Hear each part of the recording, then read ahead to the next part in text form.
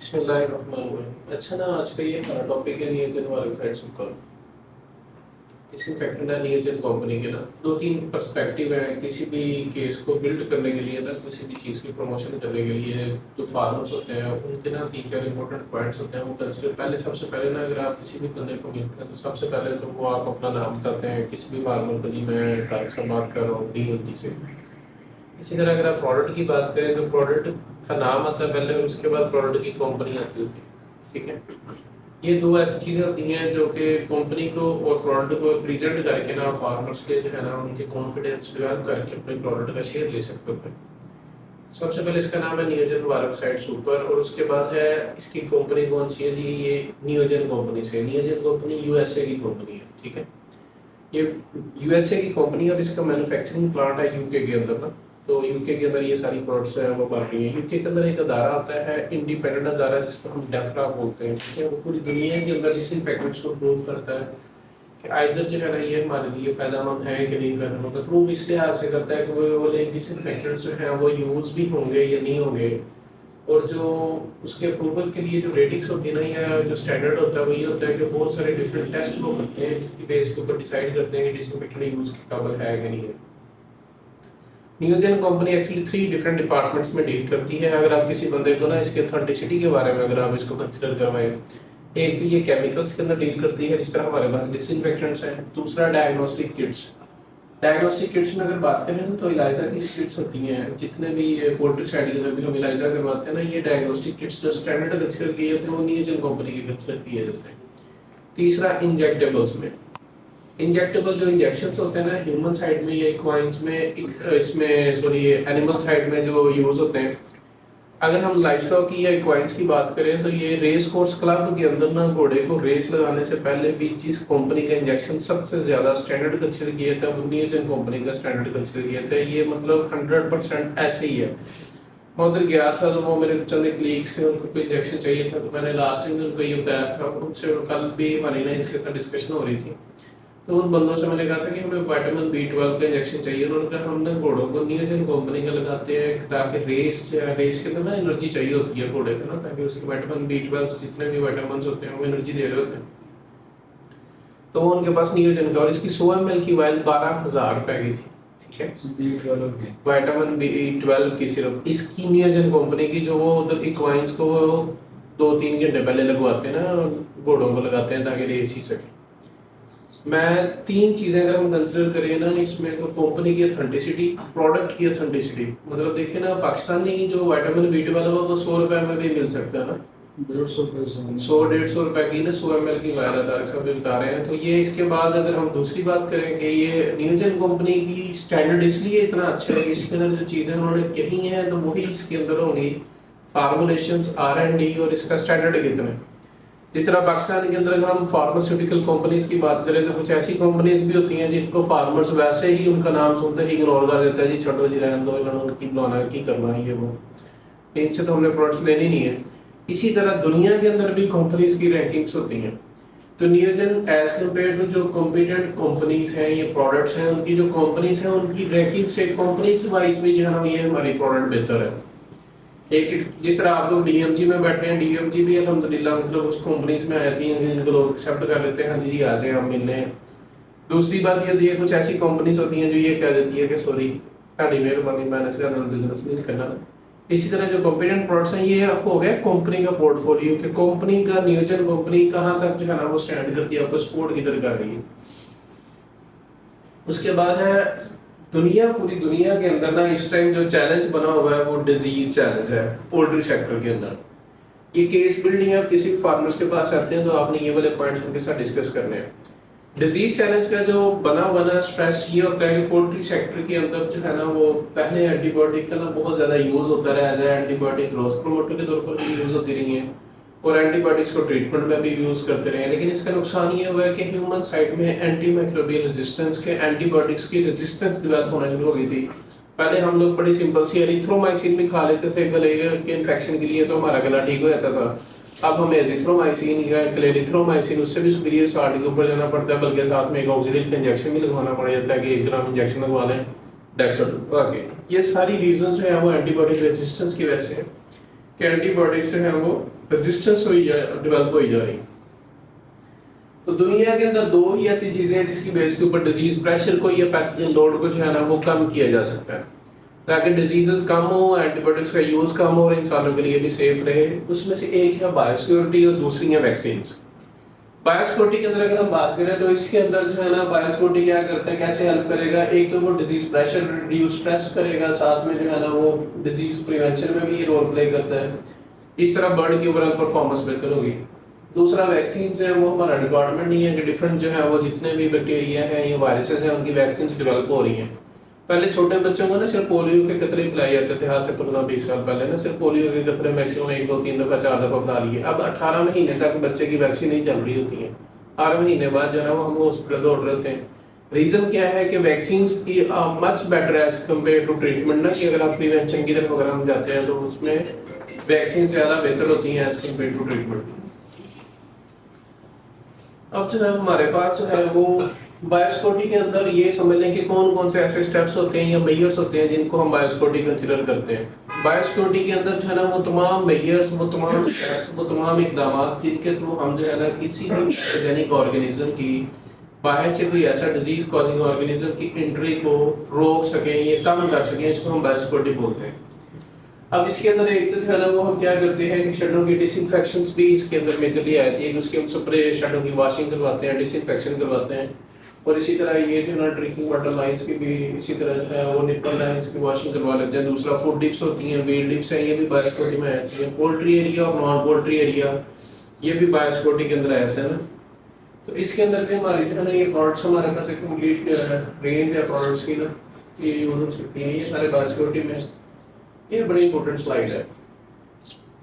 Selection of disinfectant.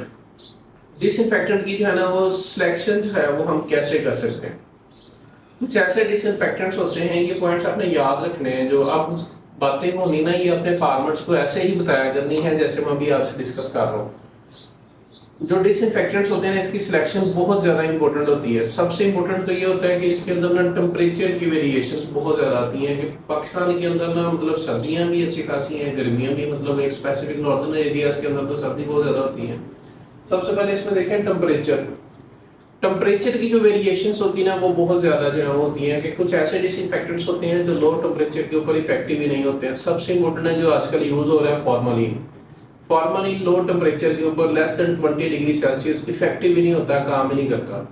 अगर वो पूछे तो उनका बड़ी सिंपल सी एग्जांपल दे सकते हैं कि जो शेडों के अंदर ब्रीडर वाले जो जितने भी पार्टीज होती हैं जो अंडे की फ्यूमिगेशन करते हैं वो फॉर्मलिन और पिंकी को हीटर के ऊपर गर्म करके करते हैं, ताकि फॉर्मलिन के जो है ना वो फ्यूम्स बन सके। ये आपने पॉइंट बताना है, तो सर्दियों के अंदर फॉर्मलिन को रिप्लेस करवाना बहुत ईजी है। दूसरा पॉइंट फॉर्मलिन के बारे में आपने बताना है, formalin is highly carcinogenic. Believe me, irrespective of your profession, आपका प्रोफेशन क्या है और आप क्या कर रहे हैं और अगला बंदा आपको किस तरह इस बात को लेकर, बिजनेसमैन इस चीज को माइंड भी करते हैं कि अगर आप उनको जाके बताएं ना कि ये फॉर्मलिन बड़ी कार्सिनोजेनिक है और पाकिस्तान की तरफ कैंसर के केसेस बड़े बढ़ रहे हैं, ये एक आपकी अपने लिए और आपके लिए और आने वाली नस्ल के लिए या फिर जो उधर वर्कर काम कर रहे हैं उनके लिए नेकी होगी अगर आप उनको बार बार ये बात बताएंगे कि फॉर्मलिन जो है ना वो मैं क्वेश्चंस आपके एंड पे सारे लूंगा, ठीक है, कि फॉर्मलिन हाईली कार्सिनोजेनिक है, ठीक है। तो ये भी आपने बताना है, लास्ट में बताएं, इस बात को प्रमोट करें कि फॉर्मलिन एक तो लो टेम्परेचर के ऊपर काम नहीं करती, दूसरी ये कार्सिनोजेनिक होती है। ये टेम्परेचर के ऊपर आ गया। इसी तरह जो सर्फेसेस होती हैं कुछ ऐसे डिसइंफेक्टेंट्स होते हैं जो कि मतलब जो है ना वो फर्श के ऊपर सही काम कर रहे होंगे जहाँ पे प्लेन सर्फेसेस होंगी, लेकिन केजेस के अंदर जो इंक्लाइंड सर्फेसेस होती हैं, इसी तरह जो वेंट्स होते हैं, इसी तरह हिंजेस होती हैं, इसी तरह जो है ना वो पैड्स की जो है ना वो डिफरेंट जो है ना उनकी लगी होती हैं, मतलब स्टील की बनी ना कुछ रिबन्स लगे होते हैं सेंटर के अंदर ना, या उनके जो इन्वर्टर्स होते हैं जिनके थ्रू वो एयर डिफ्लेक्टर्स होते हैं वो एयर मूव कर रही होती है ना, तो उनमें भी इंक्लाइंड सर्फेसेस होती हैं। इस तरह ये हमारे कर्टन्स हैं, इसी तरह शटर के अंदर भी कुछ कर्टन्स उन्होंने लगवाए होते हैं।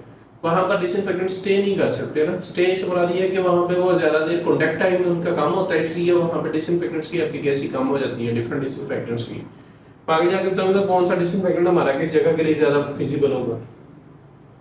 तीसरा होता है पीएच ऑफ यूज्ड सॉल्यूशंस, कि पीएच के ऊपर बड़ा इम्पैक्ट पड़ता है ना। जो ट्रिक है ये जो डिसइंफेक्टेंट्स होते हैं इनकी पीएच के ऊपर भी एक मेजर इफेक्ट होता है कि अगर पीएच डिफरेंट होगी ना पानी की तो वो डिसइंफेक्टेंट्स को कई पीएचएस जो है ना वो लो पीएच जो होगी या हाई पीएच होगी ना, तो वो डिसइंफेक्टेंट्स की एफिकेसी को भी डिस्टर्ब करती है। तो ये आपने पीएच को भी लाजमी जो है ना वो उनके साथ डिस्कस किया करना फार्मर्स को। ज्यादा तेज तो नहीं ना मैं बोल रहा, समझ आ रही पॉइंट्स? बड़े सादा सादा सिर्फ आज में इसलिए बता रहा हूं, ज्यादा टेक्निकल नहीं हो रहे। दूसरा होता है कि भाईजान इसके अंदर जो है ना equipment and hygiene team, equipments वगैरह की वॉशिंग के लिए, डिसइंफेक्शंस के लिए जितने फीडर्स होते हैं इसको निकाल के ब्रीडर्स के अंदर या लेयर के अंदर वो कुछ ना ब्रूडिंग के अंदर फीडर्स बाहर निकाल लेते हैं, सिल्वर के प्लास्टिक के फीडर्स। इसी तरह ब्रॉयलर के अंदर फीडर्स की इक्विपमेंट उनकी वॉशिंग के लिए, डिसइंफेक्शन के लिए, डिसइंफेक्टेंट डिफरेंट कुछ अच्छे ज्यादा कंपैरेटिवली ज्यादा बेहतर परफॉर्म कर जाते हैं। Last but not the least ये होना चाहिए कि डिसइंफेक्टेंट की प्राइस क्या है, कि कॉस्ट इफेक्टिव भी होना चाहिए। अच्छा, आपने ना कभी भी ये वाला पॉइंट माइंड में लेके कभी भी नहीं जाना कि नियोजन वार्क्साइड सुपर इज कॉस्टली। ये बात ज़हन में रखें। जितने भी बिजनेस, जो ब्रॉयलर फार्मर होता है याद रखिएगा, वो ब्रॉयलर फार्मर नहीं होता, he is a true businessman. वो एक बेहतरीन बिजनेसमैन होता है। वो सबसे अच्छी उस बंदे की मतलब जो है ना, वो अगर ब्रॉयलर फार्मिंग को बंदा 5-7 हाउस 10 हाउस कर रहा है ना, 8 हाउस 2 हाउस भी कर रहा है, तो वो हमसे बेहतरीन बिजनेसमैन है। उसका माइंडसेट हमसे बहुत आगे है, क्योंकि देखें वो लेबर भी मैनेज कर रहा है, मीनवाइल वेटनेरियंस को भी मैनेज कर रहा है, डॉक्टरों को भी मैनेज कर रहा है और फीड वाली पूरी टीम को भी मैनेज कर रहा है। तो वो हमसे ज्यादा स्ट्रॉन्ग माइंड रखने वाला बिजनेसमैन होता है। वो कभी भी जो है ना वो चीजों को महंगा या सस्ता नहीं लेता, वो हर चीज को इन्वेस्टमेंट कंसीडर कर रहा होता है। और हम लोग होते हैं कि हम लोग बार बार से जाके बताते हैं कि सर जी ये देखो जी वो महंगी है, ये सस्ती है। वो देखिए, अगर उसने ब्रॉयलर फार्मिंग करनी है तो उसने तो इन्वेस्टमेंट करनी है ना। तो वो मतलब उसने अगर 2 करोड़ रुपए लगाया तो 2 करोड़ के एवज वो चाहता है कि मुझे 25-30 लाख रुपए महीने बाद मिल जाए। ये उसका बेसिक रूट होता है। अगर तो वो शौक से काम कर रहा हो तो फिर तो वो ब्रॉयलर पाल के जो है ना वो अपने साथ वाले घर के अंदर रख लेगा, लो जी मैं 2000 मुर्गी पाल के रख ली नुमाइशी तौर के ऊपर ना। अगर तो वो बिजनेसमैन ना हो, शौकिया हजरात कोई भी पोल्ट्री के बिजनेस नहीं करते, वो एक्चुअली सारे बिजनेसमैन होते हैं। आपने उन्हें ये बताना है कि this product is our investment. ये इन्वेस्टमेंट ऐसी होगी जो आपको आरओआई देगी, रिटर्न ऑन इन्वेस्टमेंट देगी, कि आप जब इन्वेस्ट करेंगे तो इसके बाद आपको फायदे क्या क्या होंगे। इस बेस के ऊपर आपने बात करनी है। ये वाली बात नहीं आगे करनी कि सर ये कॉस्टली है, ये सस्ती है, महंगी है, ये सस्ती है। ये वाली चीजें है ना, ये उनके लिए मैटर नहीं कर रही होती। उनके लिए ये अभी मैं जाके प्रूव करूंगा आगे जाके जो है ना, ये लेयर्स के लिए कैसे सस्ती है, ब्रॉयलर्स वालों के लिए कैसे सस्ती है, ब्रीडर्स वालों के लिए ये प्रोडक्ट जो है ना कैसे इन्वेस्टमेंट को एनहांस करेगी उनके प्रॉफिट मार्जिन में। ये था एक पोर्टफोलियो डिसइंफेक्टेंट्स की सिलेक्शन के ऊपर ना, ये वाली सारी बातें। अब कुछ ऐसे माइक्रो ऑर्गेनिजम्स होते हैं जो ना किल करने आसान होते हैं, और कुछ माइक्रो ऑर्गेनिजम्स होते हैं जो किल करना मुश्किल होते हैं। ठीक है, इसी बेस के ऊपर मैंने 4 डिसइंफेक्टेंट ना आगे जाके सिलेक्ट करवा देने हैं आप लोगों को ना। ये वाली स्लाइड की बेस के ऊपर ये भजन आपने याद रखनी है, ये या 4 चीजें ना। ठीक है, अगर हम देखें ना, सबसे जो इजीली मरने वाले जरासीम जो होते हैं ना, जो इजीली किल हो जाते हैं, उनको हम लिपिड एनवायरमेंटल वायरसेस बोलते हैं। इसमें H9 का वायरस आ जाता है, एमडी का आ जाता है, आईबी का कोरोना वायरस आ जाता है। इसके ऊपर कोई भी डिसइंफेक्टेंट अप्लाई करेंगे तो ये एमडी, H9 और आईबी के जरासीम जो है वो मर जाएंगे। ठीक है, याद हो गया ये वाला। कोई भी अगर डिसइंफेक्टेंट एमडी, आईबी और H9 के ऊपर अगर हम अप्लाई करते हैं तो ये किल हो जाएंगे। उसके बाद आते हैं स्टैफ वगैरह ना, डायरेक्ट ग्राम पॉजिटिव बैक्टीरिया, ये थोड़े से हार्ड होते हैं। फिर आ जाता है इकोलाई और साल्मोनेला। इकोलाई साल्मोनेला के उसको किल करने के लिए थोड़े से ना डिसइंफेक्टेंट की ऑथेंटिसिटी बेहतर होनी चाहिए। H2O2 जो हाइड्रोजन पेरोक्साइड सिंपल यूज हो रही होती है ना, याद रखिएगा ये इकोलाई को भी किल नहीं कर पाती। ये आपने ये वाला पॉइंट भी उनको जाके बताना है। जितने फार्मर्स हैं, बिजनेसमैन है ना, ये वाली सारी चीजें जो ना ये आपको मिल जाएंगी। इंपॉर्टेंट पॉइंट है कि जो मैं बातें आपको बता रहा हूँ आपने ऐसे ही उनसे डिस्कस करनी है। इकोलाई और साल्मोनेला, इकोलाई ना होता है ये कि इकोलाई कैटालाइज पॉजिटिव बैक्टीरिया होता है, इनके अंदर एक एंजाइम होता है, वो पैदा होता है जिस वजह से ये H2O2 हाइड्रोजन पेरोक्साइड को भी डिग्रेड कर देता है। इकोलाई उससे किल नहीं होता। ये प्रूवन बात है, मतलब ये मैं कोई भी ऐसी बात नहीं है जो साइंटिफिकली प्रूव नहीं होगी। ये सारी बातें उसमें गूगल पे आप इजीली जाके सर्च कर सकते हैं। ठीक है, उसके बाद आ जाते हैं इकोलाई क्लैब्सियला प्रोड्यूसिंग है। फिर नॉन एन्वेलेबल वायरसेस हैं। कुछ ऐसे वायरसेस होते हैं जिनके ऊपर आम डिसइंफेक्टेंट काम ही नहीं करते, इसीलिए हमारे पास रेंज है डिफरेंट डिसइंफेक्टेंट्स की ना। एडिनो का वायरस है, आजकल केसेस हैं इसके ना, एडिनो के केसेस हैं। इसमें आम डिसइंफेक्टेंट अगर वो फॉर्मलिन अप्लाई करेंगे या H2O2 हाइड्रोजन पेरोक्साइड यूज करेंगे वो इसके ऊपर इफेक्टिव नहीं होती। इसी तरह IBD का बिरना वायरस होता है, गंगोरो का वायरस है, उसके ऊपर भी आम डिसइंफेक्टेंट काम नहीं करता। ठीक है, तीसरा होता है CAV, चिकन एनीमिया वायरस। ये भी आजकल, ये तीनों बीमारियां बड़ी कॉमन है। और बिलीव मी, अगर आप सिर्फ ये 3 पॉइंट्स पकड़ लें और फार्मर्स को, इन्वेस्टर्स को, प्रेस्क्राइबर्स को, कंसल्टेंट्स को ये वाले 3 पॉइंट्स बता देना, तो आपका डिसइंफेक्टेंट्स का शेयर आपको मिलना शुरू हो जाएगा, चाहे वो वायरसाइड सुपर की सूरत में मिले या हाइड्रोक्लोरीन की सूरत के अंदर मिले। ये सिर्फ आपने 3 पॉइंट्स पकड़ लेने कि सर जी इजीली वायरस किल होने वाले H9 क्या है, ND क्या है और IB क्या है। ठीक है, ये याद हो गया। ND क्या है, H9 और IB का। जो बड़ी मुश्किल से किल होते हैं वो एडिनो का वायरस है, IBD गिरना वायरस, गंभोरो का वायरस और चिकन एनीमिया वायरस है। ये 2 लाइनें सबसे ज्यादा हमारे काम की हैं। ठीक है, उसके बाद जो दूसरी है ये वाली बैक्टीरियल 2 डिजीज है ना, एक क्लोस्ट्रीडिया। ये क्लोस्ट्रीडिया के भी केस आप सुनते होंगे जी, क्लोस्ट्रीडिया आ गया। क्लोस्ट्रीडिया के ऊपर भी आप डिसइंफेक्टेंट काम इतना अच्छा नहीं करता, इतना इफेक्टिव डिसइंफेक्टेंट नहीं होता ना। ये देखिए सबसे ऊपर के ऊपर क्लोस्ट्रीडिया और उसके ऊपर भी फिर कोक्सीडिया है कि ये इतनी, इसको किल करना सबसे ज्यादा मुश्किल है। कोक्सी को और फिर क्लोस्ट्रीडिया को और फिर बिरना वायरस को, CAV को और इसी तरह जो है ना वो एडिनो वायरस को। ठीक है, तो ये 3 वायरसेस और बैक्टीरिया को इनको किल करना सबसे ज्यादा मुश्किल होता है। प्रियॉन से ये तो इधर पोल्ट्री के अंदर होते नहीं है। ठीक है, अगर कभी आपको कोक्सी के केसेस आए तो इसमें कौन सा डिसइंफेक्टेंट यूज होना है, और इसी तरह क्लोस्ट्रीडिया के केसेस आए तो इसमें कौन सा डिसइंफेक्टेंट यूज होना है, क्योंकि इसके ऊपर हम डिसइंफेक्टेंट काम नहीं कर पाते। और इसी तरह जो है वो माइक्रोबैक्टीरिया और एडिनो या बिरना वायरस, ये याद रखने वाली चीजें हैं। और ये मैं आपको बार-बार रिक्वेस्ट कर रहा हूं कि आपने जाके उनको मैसेज डिलीवर करने हैं, आपने अपनी प्रमोशंस के दौरान ये चीजें यूज करनी है। और बिलीव मी, ये मैंने जितनी स्टडीज पढ़ी ना, रिसर्च आर्टिकल जितने भी पढ़े, पाकिस्तान के अंदर डिसइंफेक्टेंट्स के ऊपर एक सिंगल भी रिसर्च नहीं हुई। सिंगल रिसर्च होती ना कि कौन सी रिसर्च हुई है और कि कौन से डिसइंफेक्टेंट फार्मर यूज कर रहे हैं, उनको इतना भी अभी राइट नाउ रिसर्च ही नहीं हुई। तो इसलिए ये बहुत इंपॉर्टेंट स्लाइड है।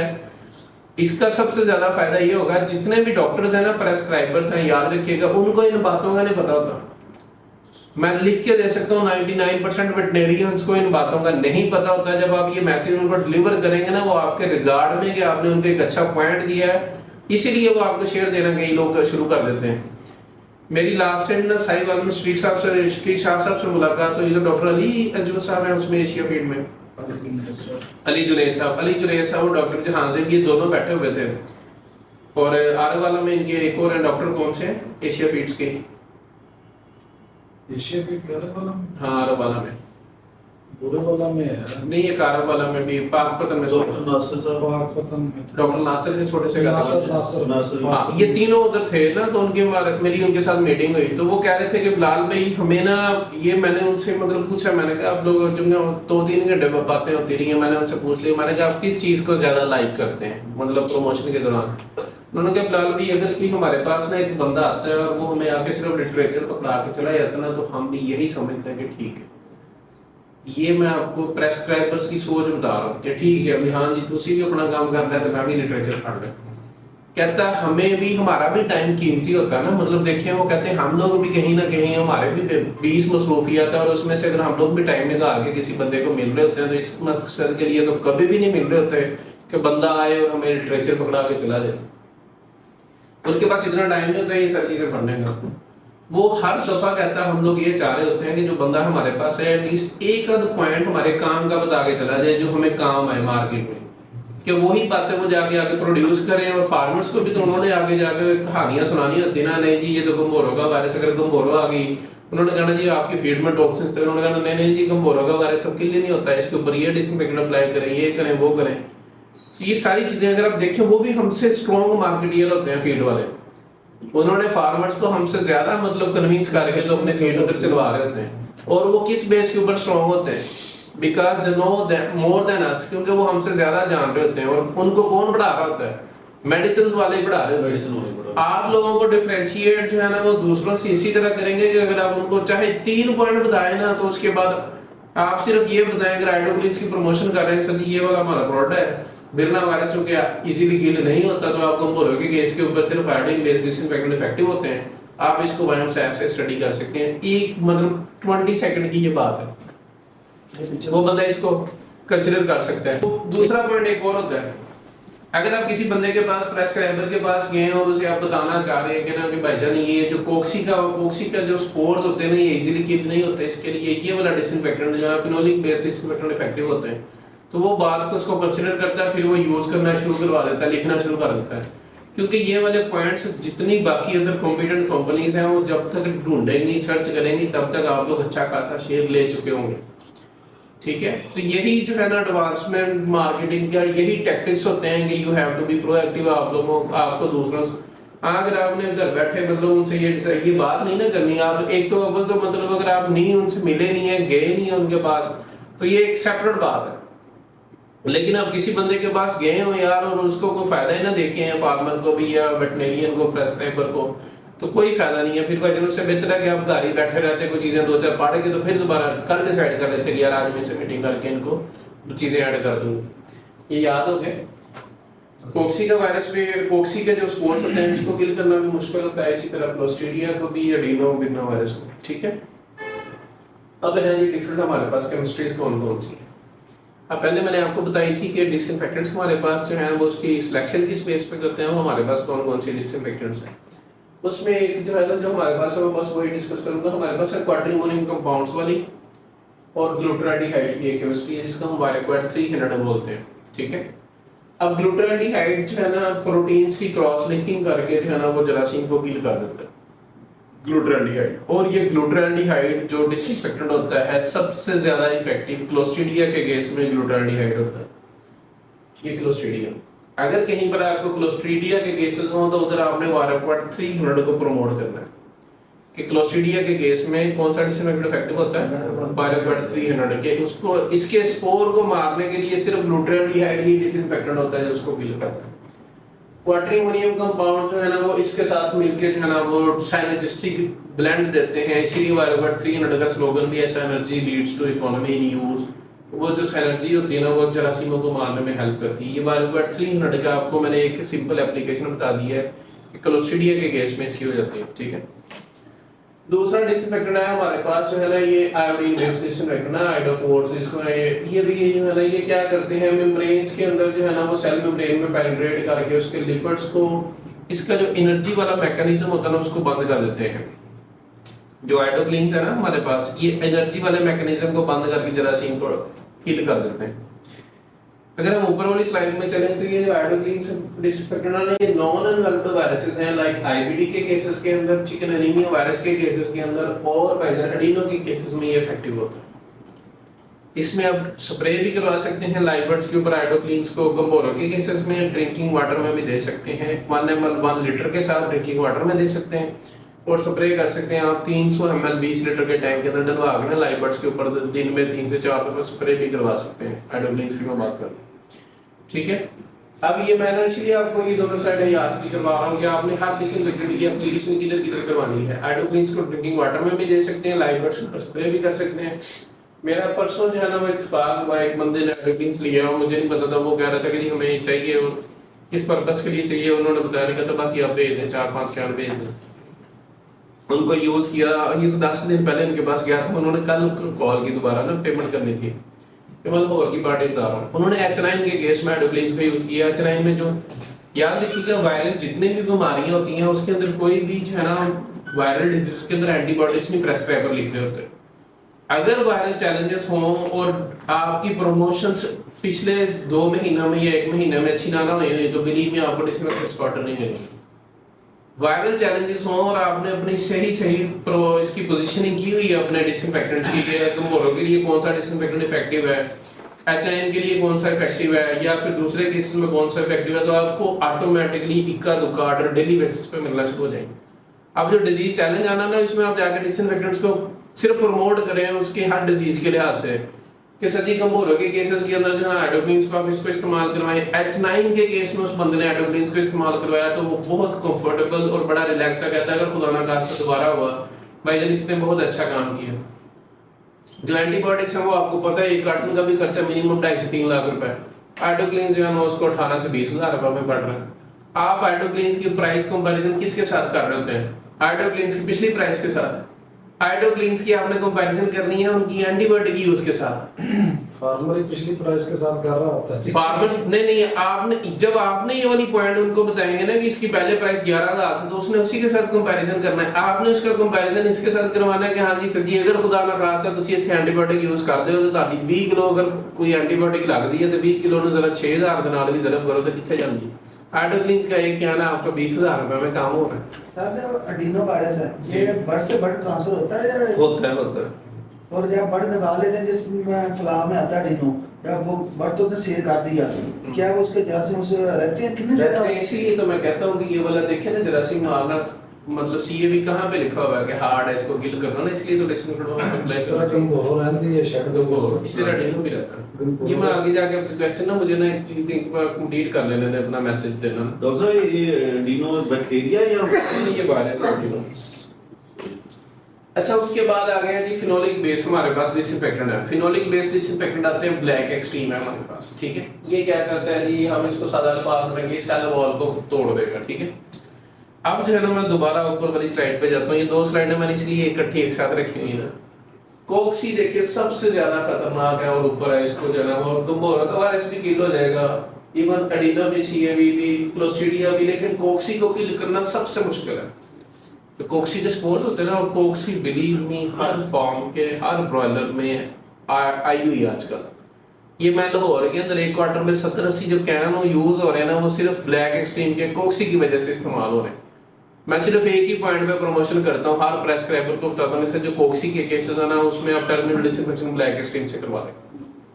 होता ये कि जो कोक्सी होती है ना, कोक्सी को किल करना, ये देखिए यहाँ पे लिखा हुआ है कि और ये जेन्युइन है, इसमें सारे प्रूवन है, ये कोक्सी को किल करना सबसे मुश्किल है।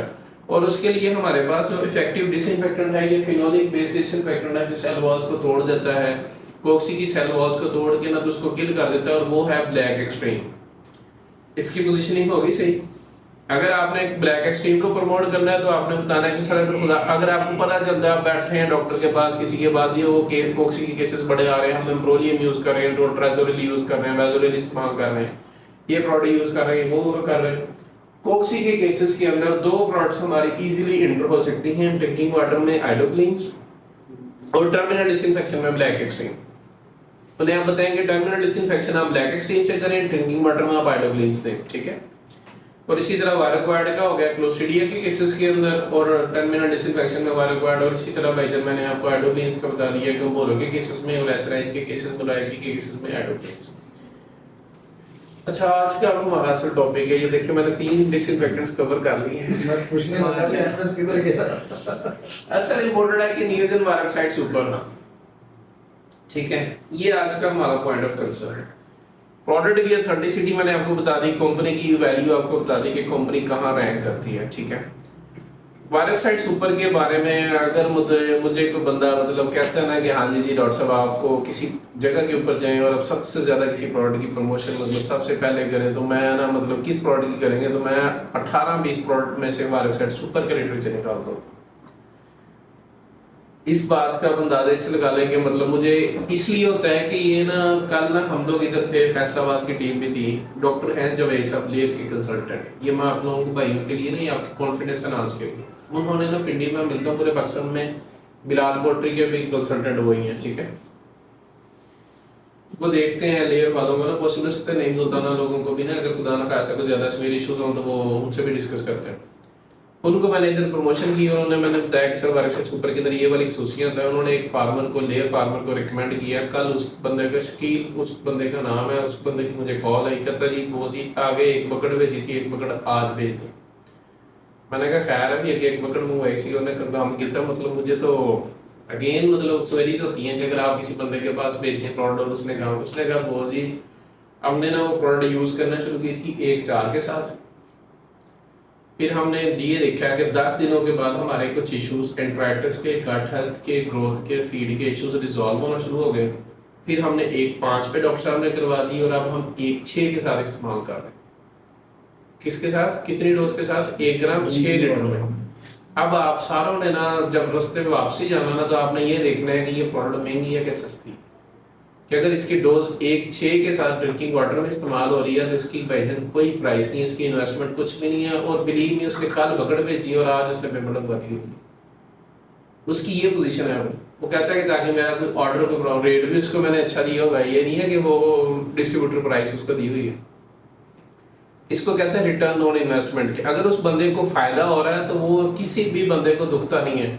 सादा अल्फाज में ये भी कर लें कि अगर आप ब्रांड से कोई कपड़े को फैब्रिक वगैरह परचेज करते हैं ना, कोई चीज़ लेते हैं और आप लोगों की कॉन्फिडेंस तो डब्बा बढ़ जाता है, तो आप लोगों को वो उसकी प्राइस कभी भी कोई चीज़ वैल्यू महंगी नहीं लगती। और अगर आप किसी और जगह से ले लेते हैं और आपके काम की भी नहीं लगती, आप पहनते भी हैं, उसके बाद बुरशुरी साफ करते रहते हैं, तो फिर कहते हैं यार तो जाने छोड़ो, नेक्स्ट टाइम तो लेना है नहीं। ठीक है, दिस वन इज द नियोजन वर्कसाइट सुपर। ये मैंने कल वो जो कॉल थी ना, वो मैंने लाउड स्पीकर पे करके जो है ना वो बाकी सारे टीम मेंबर्स को सुनाई थी। ठीक है, अच्छा नियोजन वर्कसाइट सुपर के अंदर ऐसा है क्या, इसके अंदर एक कंप्लीट पैकेज है डिफरेंट प्रॉब्लम्स का। अब कौन कौन से डिफरेंट प्रॉब्लम्स है, नियोजन वर्कसाइट सुपर जो है ना वो 4 डिफरेंट पानी के अंदर मेजर प्रॉब्लम्स होते हैं जिनको एड्रेस करता है। ये आपने याद रखने हैं। सबसे पहला होता है पानी के अंदर प्रॉब्लम पीएच का, इसका पीएच। दूसरा मसला होता है टीडीएस का, टोटल डिसॉल्व्ड सॉलिड्स। ये बात मैं आपको इसलिए टीडीएस की पूरी बताई है कि नॉर्मली वेटरनरियंस प्रेस्क्राइबर्स को इसके एब्रिविएशन का भी नहीं पता कि ये किस चीज का एब्रिविएशन है। टीडीएस टोटल डिसॉल्व्ड सॉलिड्स होते हैं, ये सॉल्वेंट्स नहीं है, टोटल डिसॉल्व्ड सॉलिड्स। और इसके अंदर 2 आयंस आ जाते हैं, जिसमें एक कैल्शियम आयन है और एक मैग्नीशियम आयन है। टीडीएस पहला पानी पीएच का, दूसरा मसला है क्या टोटल डिसॉल्व्ड सॉलिड्स। पीएच होती है हाइड्रोजन आयन की concentration in water, power of hydrogen इसको बोलते हैं पीएच। और दूसरा मसला है टीडीएस का। ये बातें आपने ना ये आज मैं अब ये नियोजन वर्कसाइट सुपर की आपने प्रमोशन कैसे करनी है, अब मैं आपको वो बताने लगा हूं। ठीक है, टोटल डिसॉल्व्ड सॉलिड्स। तीसरा मसला होता है भाईजान माइक्रोबियल कंटामिनेशन का। इकोलाई आ सकता है पानी में, साल्मोनेला आ सकता है, माइक्रोबियल कंटामिनेशन का। ठीक है, चौथा मसला होता है बायोफिल्म्स का।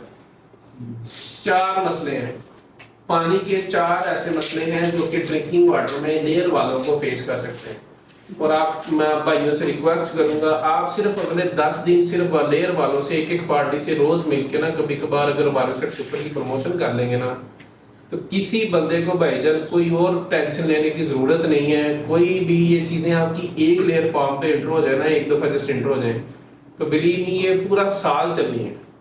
ये प्रोडक्ट अगर आपका शेयर हो जाए ना, देखें आपकी एक बकेट बिकती है और बाकी एंटीबायोटिक्स आपको सीजन में आगे चाहिए होंगी ना, ये टर्मिनल डिसइंफेक्शन में भी इस्तेमाल होना है, ड्रिंकिंग वाटर में भी इस्तेमाल होना है, मुख्तलिफ पर्पसेस में, और पूरा साल ही चलना है। ये आपका कंटिन्यूस शेयर होना है वर्कसाइट सुपर का। आपने एक दफा प्रमोशन 2 दफा करने के बाद प्रोडक्ट एक दफा एंटर कर लेना, आपने अपना काम कर लेना उस पार्टी के साथ, फिर प्रोडक्ट ने काम करना है, आपने कुछ नहीं करना, और आपका शेयर कंटिन्यूस चलना है। जरूरत ही कोई नहीं है आपको ना, मतलब बार बार बताने की ना, उसने खुद ही कह दिया कि मैं यार वर्कसाइट सुपर की पकड़ने टाइम देना 100% प्रेफर करता है।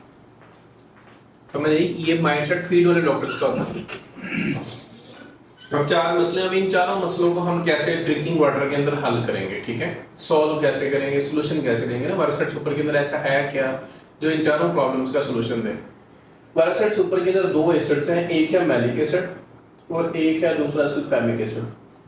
ये दोनों ऑर्गेनिक और इनऑर्गेनिक एसिड हैं। ये दोनों जो है ना वाटर की पीएच को रिड्यूस कर देते हैं।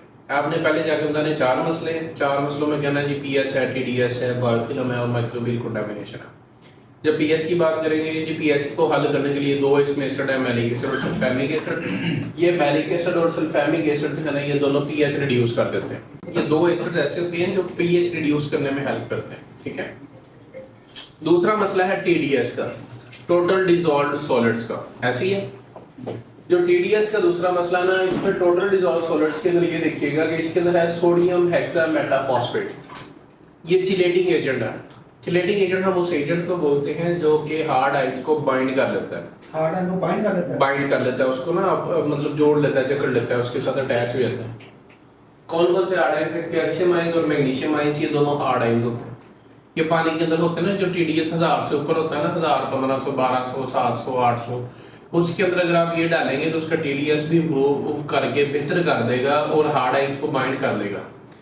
अब तीसरा मसला था माइक्रोबियल कंटामिनेशन का, इकोलाई साल्मोनेला। याद रखिएगा, इकोलाई साल्मोनेला को पानी के अंदर भी जो सोर्स मिल रहा होता है ना ग्रोथ के लिए, वो ये कैल्शियम एंड मैग्नीशियम आयंस ही होते हैं। अगर कैल्शियम मैग्नीशियम आयंस अवेलेबल उनको नहीं ना होंगे तो उनकी ग्रोथ नहीं होगी। तो माइक्रोबियल कंटामिनेशन में इसके अंदर चिलेटिंग एजेंट डालने की वजह से ये हार्ड आयंस को भी बाइंड कर लेगा। ठीक है, समझ आ गई इस पॉइंट की? सर टीडीएस है 1200 पानी का। जी जी। फार्माकॉम बजाकर पहले टीडीएस को ये कम करता है, पीएच ये सारा कुछ बता दिया। वो कहता है कितना कम करता है, फिर हम कितना बताएंगे उसको। हाँ, ये इसकी डोज, इसलिए तो इसकी डोज वेरी करती है। वो डोज के ऊपर चेक करते हैं कि उसमें कितनी, उसमें हम ना मैनेज कर सकते हैं कि आप 1 ग्राम 4 लीटर में डालते हैं, 5 में डालते हैं, 3 में डालते हैं, उसका टीडीएस कम होता है। ठीक है, जहाँ पे उसको पानी डालते हैं, चेक करता है, जहाँ उसको ये 1 ग्राम 2 लीटर में काम करता है वो यूज करते हैं। यूज कर। अगर एक में भी काम कर डाले तो वो नुकसान तो नहीं है इसका? इसका नुकसान कोई नहीं है, लेकिन हमने इसको इफेक्टिवली देखना। अगर वो लेयर वाला कस्टमर 1 4 से 1 6 पे चला गया है, वो क्यों गया है? सर ये उसका भी टीडीएस के मसला। हर जगह टीडीएस एक सेम तो नहीं होता, कहीं 2000 भी होता है। हाँ, डिफरेंट इस लेवल पे हो सकता है 1000 हो। जहाँ पे मेरा एरिया है वहाँ पे नमकीन पानी है, वहाँ पे अगर पानी पैड में चलाते हैं वो 1 साल बाद पैड इतना वो नमक जम जाता है कि उनको पैड चेंज करने पड़ते हैं। वो टीडीएस का मसला है वो उनको। टीडीएस के मसला। तो अब उस लेवल पे टीडीएस पे कितना काम करेगा? अच्छा, ये हार्ड आयंस को बाइंड करता रहेगा। पैड वाले पानी में तो नहीं हम इस्तेमाल करवा सकते, लेकिन ये टेक की अगर ड्रिंकिंग वाटर में होता है, पैड वाले पानी में इस्तेमाल करेंगे तो कॉस्टली बहुत महंगा पड़ेगा। सर वो मैं कहता ड्रिंकिंग वाटर में तो इसकी डोज मैं आपको बता देता हूँ कि 1 ग्राम इंटू 4 लीटर या 3 लीटर तक आप जाएं तो बड़ा बेहतरीन रहता है। ठीक है, मैं आपको इससे अगला पॉइंट एक बार बताता हूँ। ये जो चिलेटिंग एजेंट होता है ना, ये ड्रिंकिंग वाटर के जो आयंस होते हैं कैल्शियम मैग्नीशियम उनको बाइंड कर लेता है। ठीक है, बाइंड करने के बाद ही वो वाटर के अंदर ही रहते हैं, लेकिन ये बैक्टीरिया के लिए अवेलेबल नहीं होता। जरासीमों को अवेलेबल नहीं होते ये वाले आयंस ना, जरासीमों को अवेलेबल नहीं होंगे तो इसलिए उनकी ग्रोथ नहीं होगी। तीसरा पॉइंट था माइक्रोबियल कंटामिनेशन वाला, इकोलाई साल्मोनेला। इकोलाई साल्मोनेला के लिए इसके अंदर एक बायोसाइड है पोटाशियम पेंटापोटाशियम पेरोक्सीमोनोसल्फेट या ट्रिपल सॉल्ट जिसको बोलते हैं।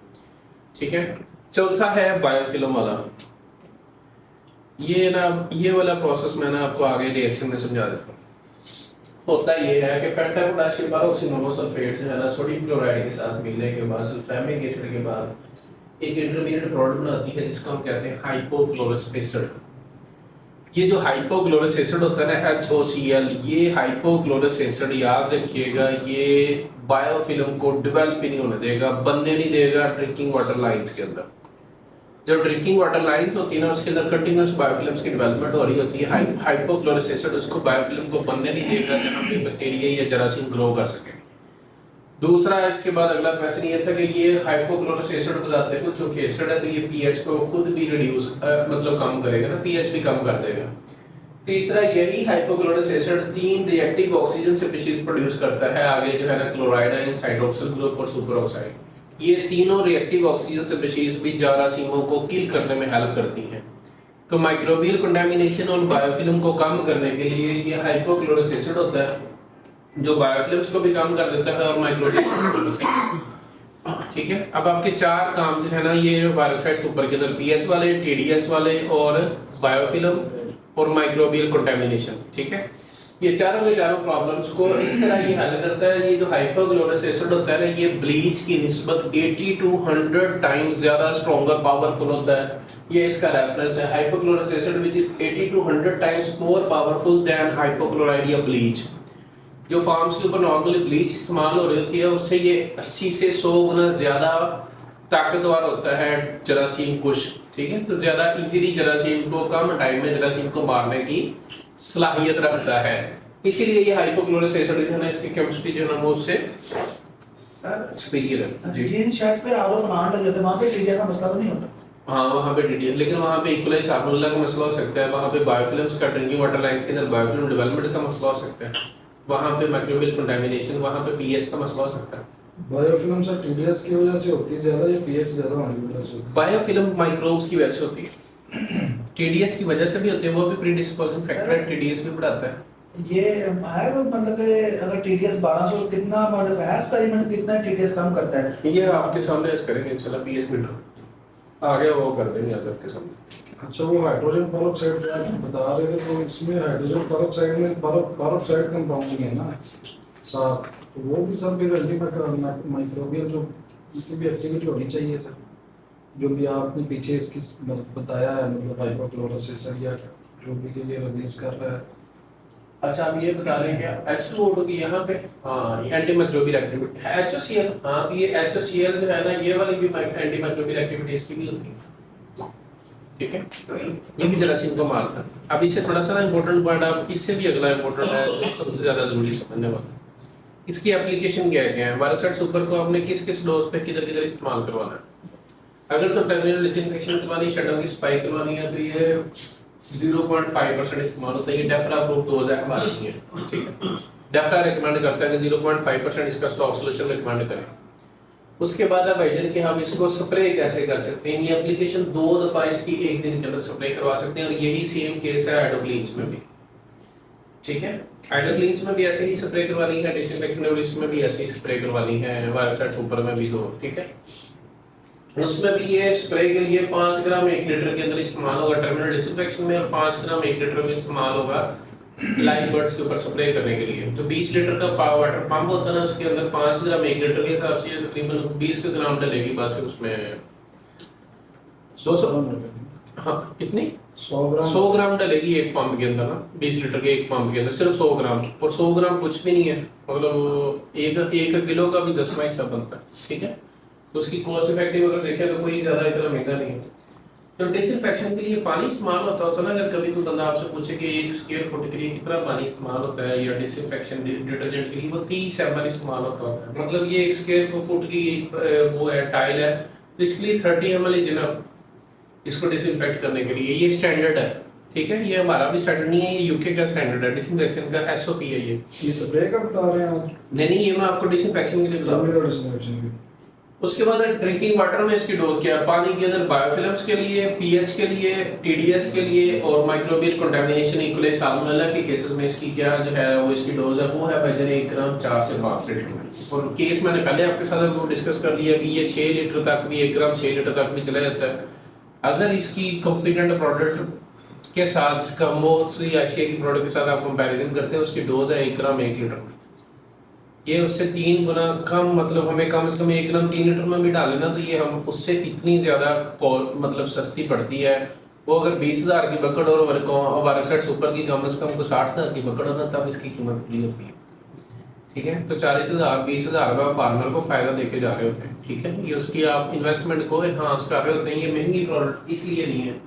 फॉगिंग में ये 2 किलो जो है वो 4 लीटर पानी और फॉर्मालिन के अंदर डाल के तो आप इस्तेमाल करवा सकते हैं। 2 किलो वायरसाइड सुपर बायोफिल्म्स के लिए इक्वलाई साल्मोनेला ड्रिंकिंग वाटर में इसकी डोज है 1 ग्राम 4 लीटर के अंदर ये 5 लीटर के अंदर वायरसाइड सुपर की।